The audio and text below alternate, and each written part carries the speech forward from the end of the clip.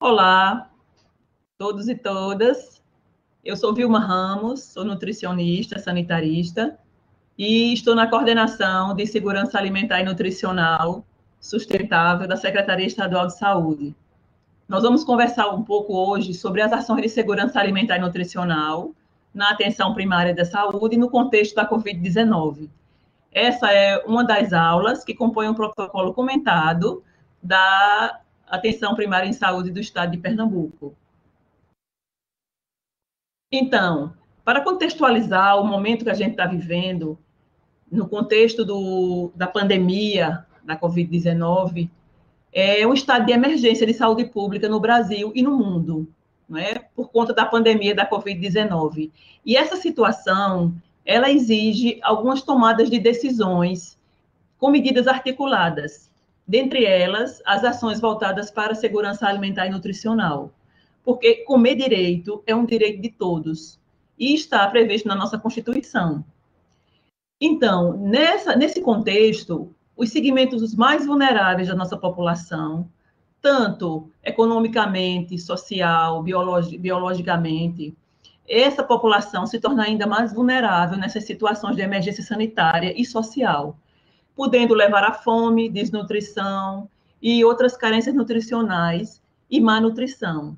Então, a população como um todo está sujeita a essa questão da desnutrição e outras formas de carências nutricionais, principalmente e prioritariamente as populações mais vulneráveis. Então, as ações a serem desenvolvidas nesse contexto, elas devem estar em consonância com a Política Nacional de Alimentação e Nutrição, que tem como propósito melhorar as condições de alimentação, nutrição e saúde da população. Então, para início de conversa, a gente vai falar um pouco sobre alimentação e isolamento social. Por conta da pandemia do coronavírus, né, que está afetando todos os aspectos das nossas vidas, especialmente em função do isolamento social que é necessário, essa situação nos impõe um novo modo de viver, sendo fundamental a gente refletir sobre a nossa alimentação. Como a gente nós podemos nos alimentar de uma forma mais saudável. Então, em tempos de isolamento social, a gente vai conversar um pouco sobre alimentação.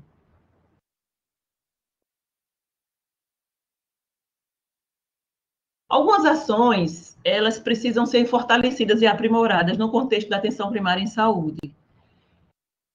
As equipes, né, podem identificar algumas situações de insegurança alimentar e nutricional no território, dentro da população adstrita, que a gente chama de insegurança alimentar e nutricional, que é INSAN, né? E aí, identificando essas situações, a equipe pode ofertar orientações sobre alimentação adequada e saudável, baseada em orientações oficiais, que são as orientações do Ministério da Saúde e da Secretaria Estadual de Saúde. Pode monitorar as situações de insegurança alimentar e nutricional. As equipes da APS, elas podem identificar essas situações e monitorar algumas situações de pessoas, de indivíduos com insegurança alimentar e nutricional. E realizar o monitoramento do estado nutricional e do consumo alimentar dessa população atendida, por meio do Sistema de Vigilância Alimentar e Nutricional, que é o SISVAN, não é? Que a gente já conhece, o SISVAN, já está presente na atenção primária de saúde, já faz parte da rotina de trabalho das equipes da atenção primária em saúde, e essa vigilância, ela deve estar voltada especialmente para essa população mais vulnerável. Quem seria essa população mais vulnerável? Os beneficiários de benefícios sociais, como Bolsa Família, aquela população, aqueles indivíduos biologicamente mais vulneráveis, como crianças, gestantes e idosos, e outras populações que a gente vai conversar mais adiante. Outras ações que podem estar sendo fortalecidas e aprimoradas nessa rotina da pandemia. Promover e apoiar o aleitamento materno e estimular a amamentação até os 2 anos ou mais, bem como a introdução alimentar a partir dos 6 meses de vida, de acordo com o Guia Alimentar para Crianças Brasileiras Menores de 2 anos, que está disponível no site do Ministério da Saúde, no nosso site aqui na Secretaria de Saúde, na página da Secretaria Estadual de Saúde, nós deixamos disponibilizados os guias alimentares. Então, nós estamos vivenciando o mês de agosto, mas em qualquer época do ano, a equipe pode e deve estar promovendo, protegendo e apoiando o aleitamento materno, que é a primeira fonte de alimentação dos indivíduos, a primeira e mais completa de todas. Pode ampliar e fortalecer os programas nacionais de suplementação de ferro e suplementação de vitamina A. São 2 programas que estão implantados e são programas de rotina das equipes de atenção primária em saúde.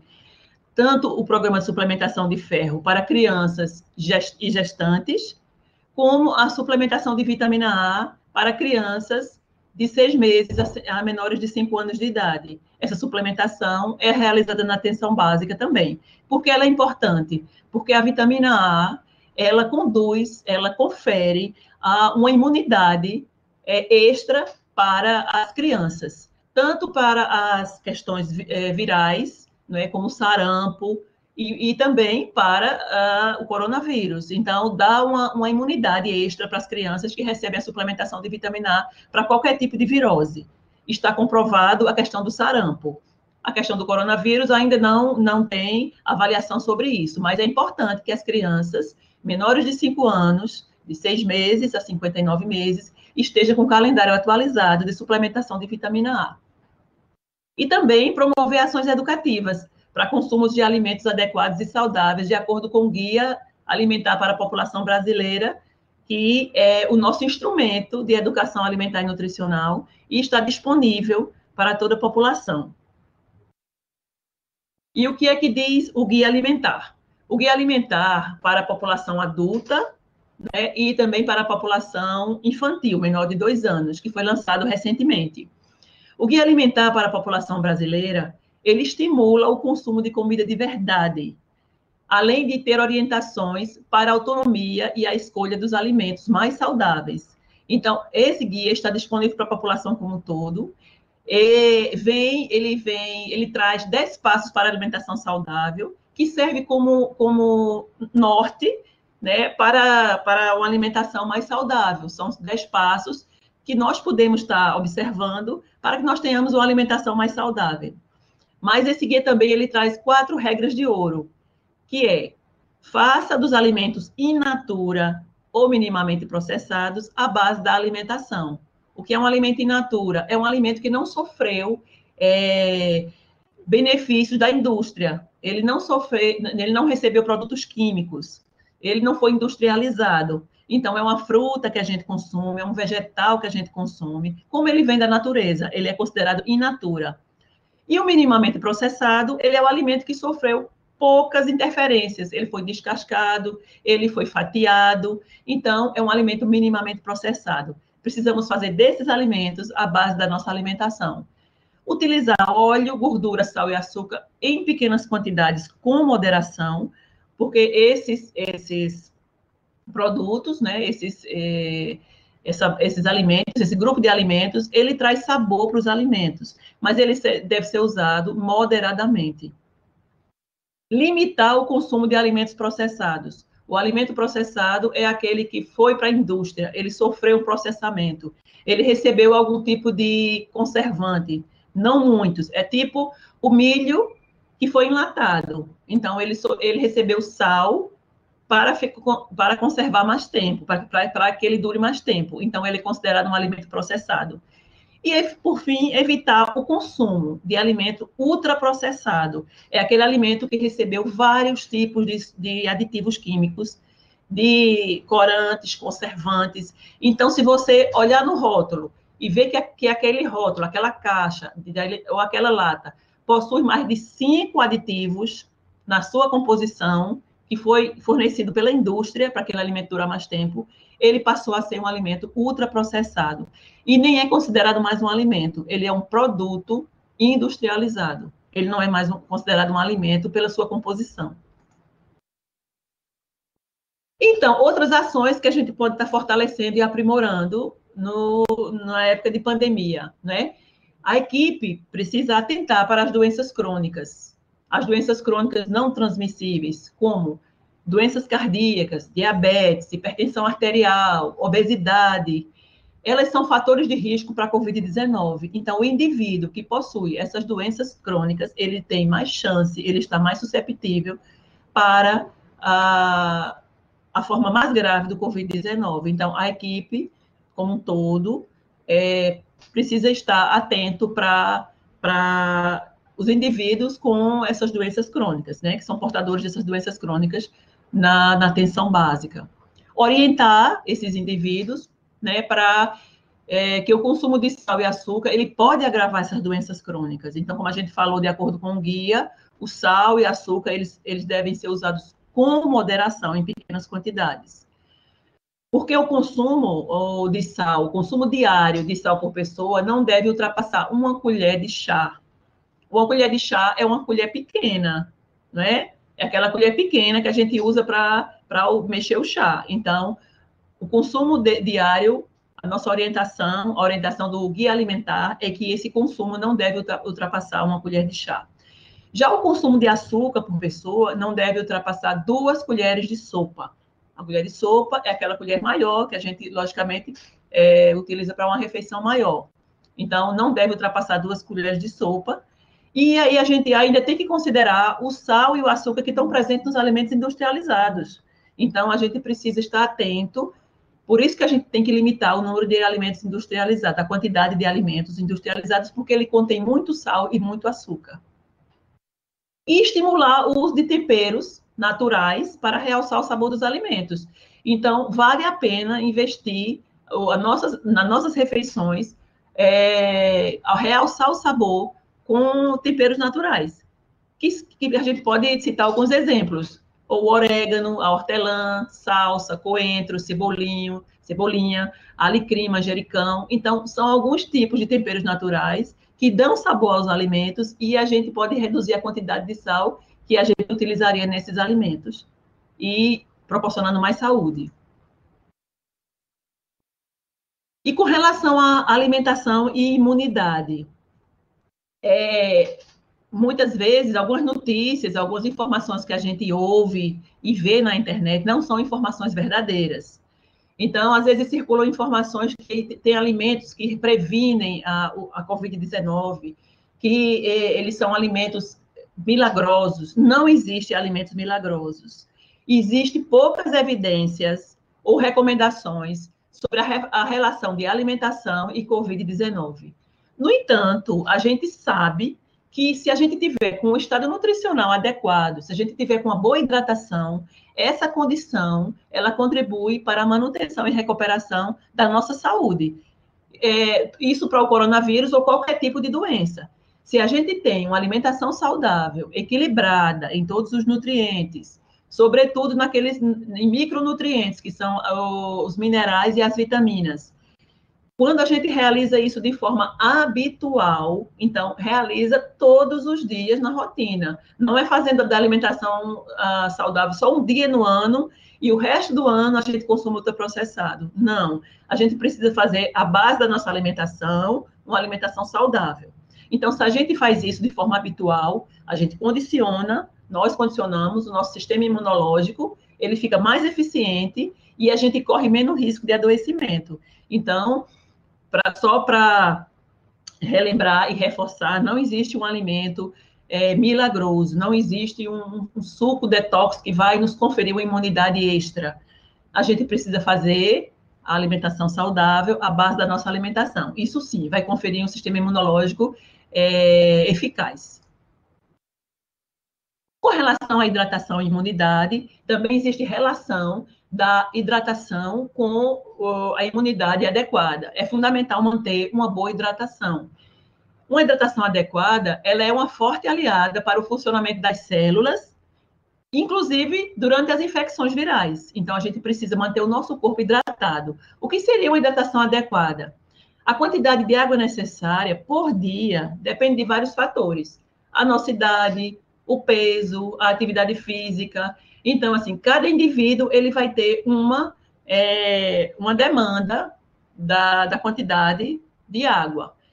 O indicado, em média, é de 35 a 40 ml de água por quilo de peso. Então, o indivíduo tem 50 quilos de peso, se ele tiver 50 quilos, um exemplo, ele vai calcular 35 a 40 ml de água por quilo de peso por dia, né? E aí, se ele pratica um exercício físico, uma atividade esportiva, esse volume vai aumentar, logicamente, por conta da sudorese, que ele vai perder mais água. Então, essa hidratação, ela deve aumentar.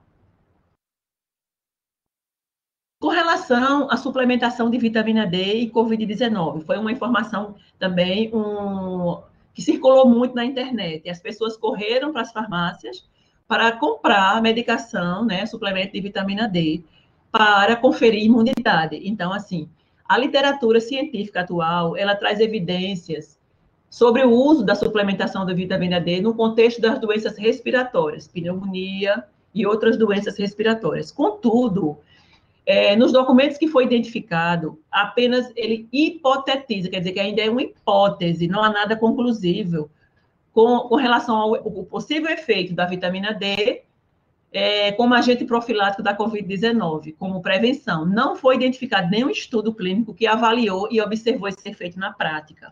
Então, concluindo, não há evidência científica sobre a eficácia da suplementação da vitamina D medicamentosa na prevenção de infecções pelo SARS-CoV-2, né, que é o vírus que provoca a Covid-19, e a associação entre a deficiência de vitamina D e o agravamento das infecções pelo SARS-CoV-2. Então, não há conclusão, não há recomendação cientificamente provada com relação à suplementação de vitamina D. O que existe é que a gente, como eu falei anteriormente, precisamos manter a nossa alimentação adequada e saudável durante todo o tempo. E essa alimentação adequada e saudável vai nos conferir muitas vitaminas e minerais, como é o caso da vitamina D, assim como a exposição aos raios solares, né, para que o nosso organismo possa sintetizar a vitamina D. Então, isso é suficiente para que nós tenhamos um aporte adequado de vitamina D. Com relação, também foi uma dúvida muito frequente, se o novo coronavírus ele pode ser transmitido através dos alimentos. Então, não há evidências de que o novo coronavírus ele possa ser transmitido por meio dos alimentos. Por quê? O vírus ele precisa de um hospedeiro, animal ou humano, para se multiplicar. E ele não se multiplica nos alimentos. Então, esse grupo de vírus, como o coronavírus, ele é termolábil. O que é que significa ser termolábil? Ele é sensível ao calor, ou seja, a temperaturas que a gente utiliza para cozinhar nossos alimentos, em torno de 70 graus Celsius, o vírus já não sobrevive nos alimentos que sofreram a cocção, ou seja, eles foram submetidos ao calor, eles foram cozinhados. Então, o vírus ele não sobrevive a alimentos que foram cozinhados, né, nessa temperatura. Contudo, a gente deve observar a higiene dos alimentos. Aí sim, o vírus ele pode estar nas superfícies, ele pode estar nos alimentos, inclusive aqueles alimentos que nós consumimos crus, que não são cozinhados. Então, isso sim deve ter uma atenção especial para a higienização desses alimentos, né? Antes de serem preparados, quando a gente compra os alimentos, quando ele vem da feira, quando ele vem do supermercado, antes de ser preparados, esses alimentos precisam ser lavados em água corrente, colocados em um recipiente com água e adicionar hipoclorito de sódio. Então, no rótulo do hipoclorito, ele informa a quantidade que deve ser utilizada e o tempo que esses alimentos devem ficar de molho. O molho, se você quiser usar vinagre, ele não tem a mesma capacidade de eliminar os micro-organismos como tem o hipoclorito de sódio ou a água sanitária, certo? O vinagre não tem a mesma capacidade de eliminar esses micro-organismos. Então, o indicado é o hipoclorito de sódio, que está entre as substâncias que matam o novo coronavírus, né? Como mostra vários tipos de reportagem que a gente já escutou, já leu, né? E como é essa proporção? Uma colher de sopa, em torno de 15 ml de hipoclorito, ou água sanitária, numa concentração de 2 a 2,5%, que geralmente é a concentração da água sanitária e do hipoclorito de sódio, para 1 litro d'água. Então, é essa proporção que a gente vai deixar os nossos alimentos de molho.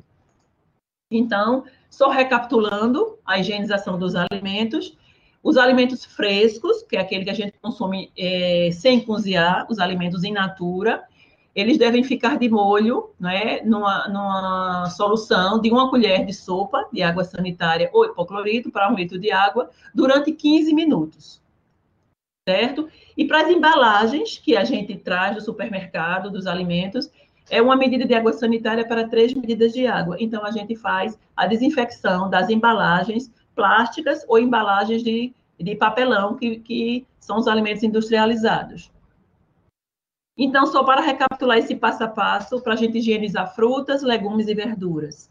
Então, quando a gente traz esses alimentos para a nossa casa, primeiramente, retirar as partes danificadas, seja das folhas, né, das verduras, retirar aquelas partes que a gente não vai consumir.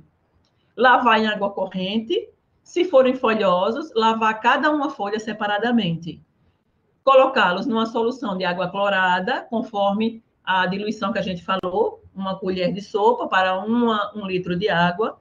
Colocar frutas, legumes e verduras na água, nesse molho, né, nessa solução. Deixar de molho por 15 minutos. Depois desse tempo, enxaguar novamente na torneira e guardar em geladeira no recipiente fechado. Esse é o processo, o passo a passo para a desinfecção ou higienização dos alimentos que vão ser consumidos in natura ou crus. Outras dicas importantes que a gente precisa passar para as pessoas, para os indivíduos, né, que a equipe acompanha. Então, o que é importante as pessoas estarem prestando atenção?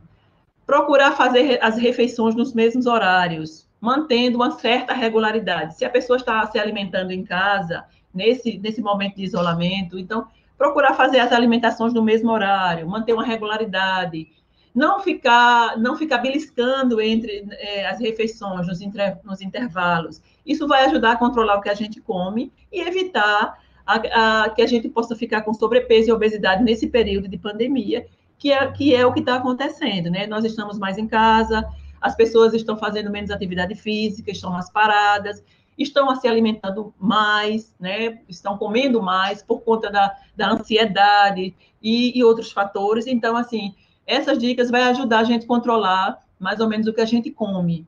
Procurar fazer as refeições à mesa, isso é importantíssimo, em ambientes tranquilos, limpos, confortáveis. Então, evitar comer no quarto, deitado, né, na cama, isso não é recomendado, não é? Procurar fazer a refeição na mesa.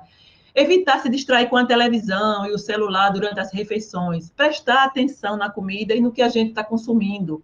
Isso é importante, a gente vai mastigar melhor, a gente vai fazer a digestão melhor. Então, evitar o celular, evitar comer assistindo televisão, mastigar devagar, apreciar o que a gente está comendo. Isso pode ajudar a digestão e evitar que a gente possa comer demais.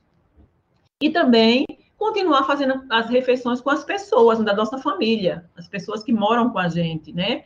Mas não compartilhar os utensílios, né? Fazer as refeições juntos, se possível, mas não compartilhar garfo, faca, copo nesse momento. Não é recomendado.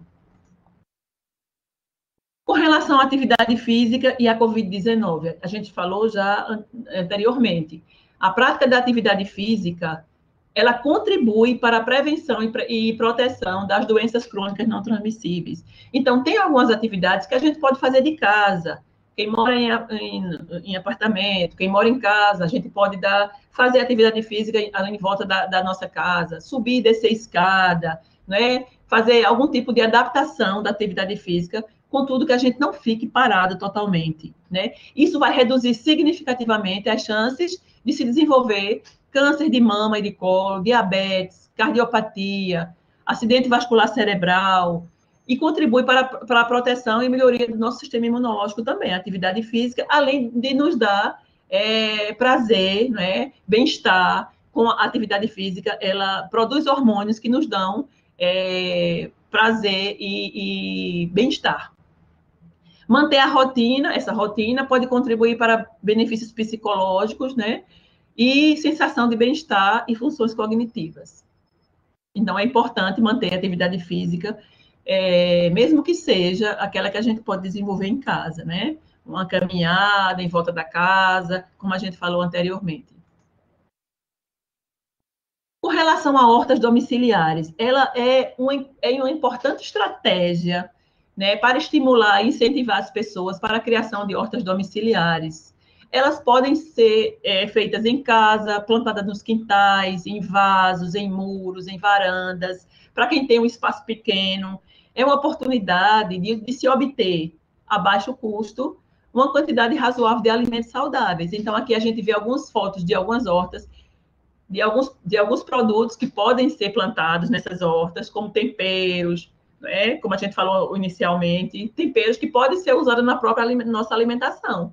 E tem aqui uma horta, um exemplo de uma horta aqui que foi feita numa varanda de um apartamento. Então, qualquer espaço ele pode ser usado para uma horta, mesmo que seja pequena. E aí a gente pode ter alimentos sem agrotóxicos, alimentos saudáveis, né, que podem ser usados na nossa alimentação diária e ainda ter um benefício extra, que é a economia, né, na nossa alimentação. Como considerações finais, a gente pode dizer assim que esse conjunto de orientações bem objetivos, né, bem simples, essas recomendações que a gente propôs, elas podem contribuir para minimizar o impacto da pandemia da Covid-19 na segurança alimentar e nutricional da população. Se a gente observar esses poucos recomendações, conselhos e orientações que a gente falou, elas podem minimizar esse impacto da segurança alimentar e nutricional. Em especial, aquela população mais vulnerável, que a gente já falou, social e biologicamente, que são mais susceptíveis ao risco da insegurança alimentar e nutricional, e também causar menor impacto no SUS, no Sistema Único de Saúde, com relação às consequências que esses agravos nutricionais podem reverter para o SUS. Então, as pessoas, se elas se atentarem para uma alimentação mais saudável, elas vão diminuir a chance de contrair o coronavírus e vai ter menos chance de ter que ir para um hospital, ser hospitalizada, ser atendida, e isso vai gerar um menor impacto no SUS, que é o que a gente quer. Então, para finalizar, a gente deixa com vocês 6 dicas importantes. Quais são os 6 alimentos importantes para combater o coronavírus ou a Covid-19? Como a gente já falou, não existe alimento milagroso para combater sozinho o coronavírus. Não existe alimento que sozinho faça isso. Vamos parar de ler e acreditar em tudo que a gente vê na internet e as pessoas que falam, né? As pessoas que trazem informações que a gente chama de fake news, informações que não são verdadeiras. Então, vamos procurar a evidência científica, se aquela informação ela tem a orientação do Ministério da Saúde que é uma orientação oficial. Vamos higienizar nossas mãos frequentemente, né? Higienizar e com álcool gel. Ficar em casa, se a gente pode nesse momento, ficar em casa, vamos permanecer em casa para diminuir a circulação do vírus. Cuidar da nossa saúde mental é importantíssimo nesse momento. Então, vamos procurar algumas atividades que nos dão prazer, que nos traz bem-estar. E defender o nosso SUS, que é importantíssimo em todos os momentos da nossa vida para a população. Obrigada, eu agradeço. Estamos à disposição na Secretaria de Saúde para qualquer dúvida, para qualquer orientação que for necessário. Obrigada.